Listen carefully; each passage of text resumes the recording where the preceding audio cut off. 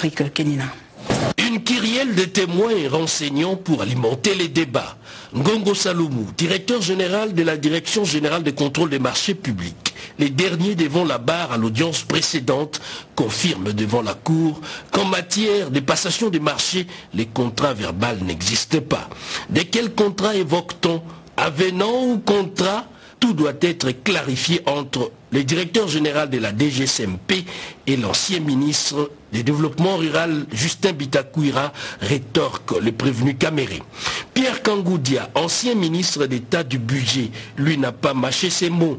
À la question du juge de savoir s'il faisait partie de la supervision, les témoins ne reconnaissent pas un seul instant avoir assumé une quelconque responsabilité au sein d'une structure liée au projet de l'érection de 1500 maisons préfabriquées et que le premier dossier de la construction de ces maisons porté par le ministère du Développement rural était simplement raison avancée, les problèmes de trésorerie pendant la période électorale. Et les 57 millions au centre de la controverse au bénéfice de Samibo, l'entreprise du prévenu Jamal, qui connaissance a été décaissée en procédure d'urgence et ne sont pas passés par les budgets, mais liquidés directement aux finances sans suivre les circuits traditionnels de la chaîne de la dépense, suscitant ainsi la colère de son vieil ami Sami Jamal, qui n'a pas supporté les propos tenus sur ses aptitudes suicidaires qui datent de très longtemps.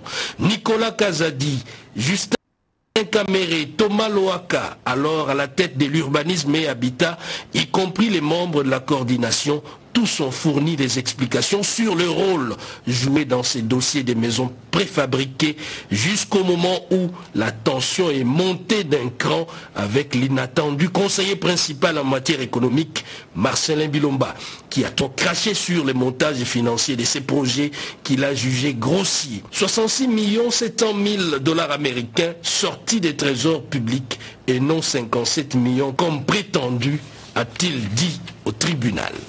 Au titre des renseignants, Daniel Changaloumé, le bénéficiaire de la cession d'un titre foncier donation de Jamal, qui serait au nom de Soraya, fille du prévenu Caméré, a été entendu et a avoué tout en s'excusant en direct auprès de sa famille le fait d'avoir mentionné le nom de Soraya, qui une fois devant le juge dit de ne rien savoir de cette transaction. Pour en savoir un peu plus en amont, le ministre des Affaires foncières Molindo Sakombi et les conservateurs des titres immobiliers Valentin Kilangalanga ont comparu également. L'épouse du prévenu Caméré, Amida Chatur Caméré, a répondu, elle, aux questions sur le 1 million de dollars américains alimentés dans son compte bancaire. Mariage, a-t-elle répondu, est fruit de mes activités commerciales. De 9h30 à 22h30, le juge président renvoie l'affaire au 11 juin prochain pour certainement assister au dernier round d'un procès qui fait oublier le coronavirus. La ministre d'État, ministre de